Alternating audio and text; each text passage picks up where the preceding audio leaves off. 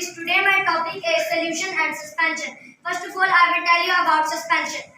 Suspension is a mixture in which the water is the solvent and sugar and solids used as solute. The particles of solute are very large and cannot dissolve in solvent.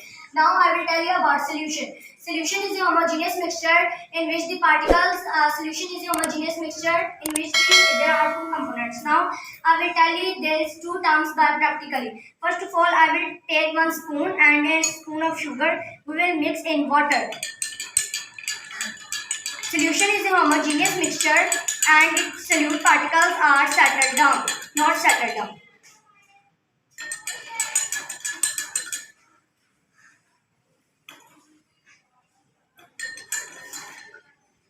Now we will take one spoon of soil in water and mix. After the mixing, they are remaining in the glass. We will put both glasses for 5 minutes.